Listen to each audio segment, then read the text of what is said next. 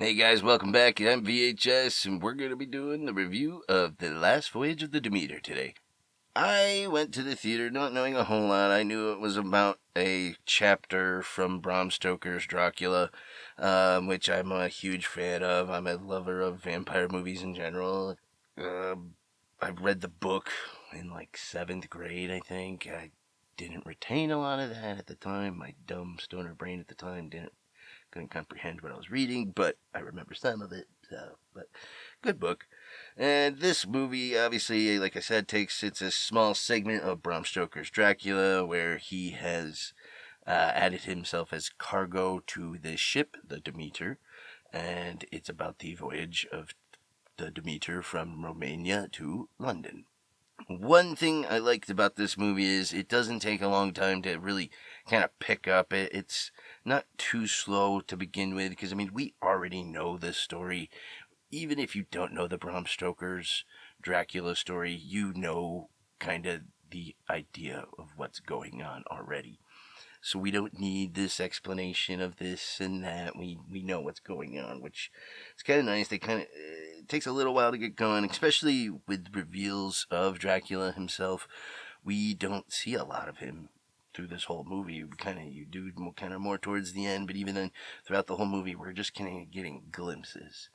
Um, Over the shoulder shots where one of the crew members is on the deck of the ship and you see over his shoulder this blurry figure. They mess with the depth of field a lot in this, which is kind of neat and fun.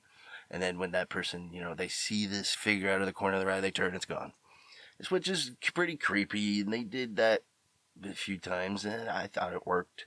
And it was a neat way of going about it and taking that classic horror trope of the human imagination can create something far scarier than you could ever put on screen. And they play on that a lot in this movie, which is fine. But I would have liked to have seen a little bit more of Dracula, who is actually portrayed by actor Javier Botet, one of the two.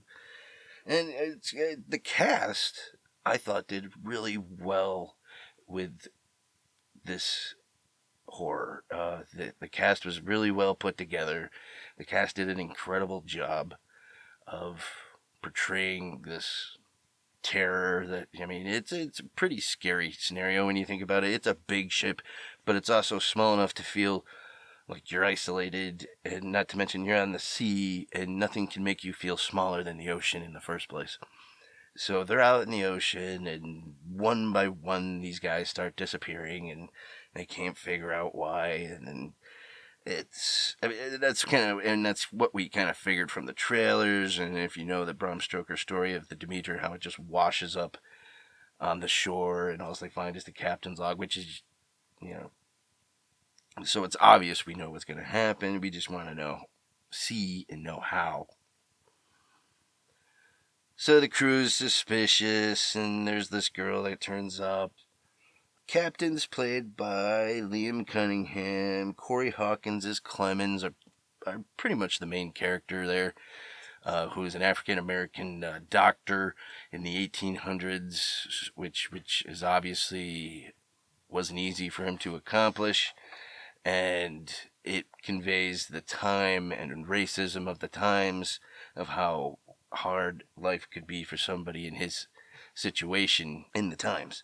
So they do touch on that quite a bit throughout the movie, but not enough to where you're like, oh, this woke garbage, Trump, Trump, Trump, you know.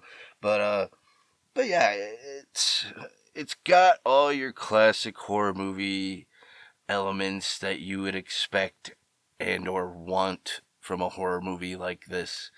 So it's shot very well. It is really well done. I love period pieces. It's a period piece, and they did a great job of making the ship kind of a character in its own, with all these great places for Dracula to hide and stuff like that. And I couldn't tell if they shot this on a soundstage with a big fake ship, or if they're actually shooting this on an ocean, or, I couldn't differentiate. And they did a great job of making this look real on the screen. The director Andre Overdahl. I'm not too familiar with this guy's work, but I will definitely be checking it out now. Scary Stories to Tell in the Dark. I've never seen that. Now I really want to see that because I did like this movie. I thought it was very well put together, very well directed. Overall, try to keep this short. It's a no spoiler reviews. It's got some great death scenes that you'd expect from a vampire movie, but in a way you've never seen before. I think it was pretty graphic, and there's some just great scenes where you're just like, whoa, that was intense. Some of the death scenes are just kind of off death, biting the neck. It's a Dracula movie, so what do you expect? Though I do have to complain that the crew was written to be kind of dumb at times, kind of like 1980s slasher movie Babysitter dumb. The way they handle the situation at times, it just kind of seemed like. But I guess that's just a minor complaint. Just it was in the writing, I think, and they were just trying to drag the movie on. But overall, good horror movie, well worth a watch. Especially if you're a vampire lover, you're gonna like this movie. If you're a horror lover, you're gonna like this movie, I think. And if you're a Bram Stoker fan, you'll like this movie. It's like I said, it's got all the classic horror elements you want in a movie like this.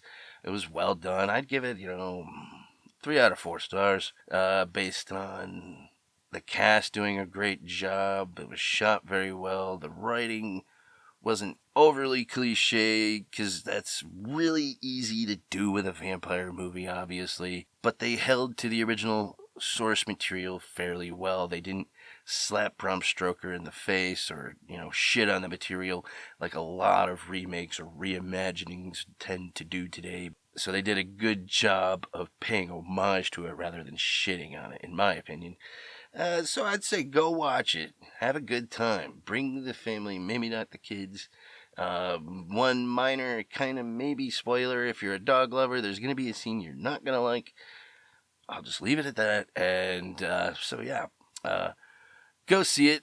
I'm VHS. This is VHS Picks Flicks. Click that link up at the right-hand corner to check out 10 1990s movies you probably forgot existed. And click that like button and the subscribe button. Thanks, guys. See you next time.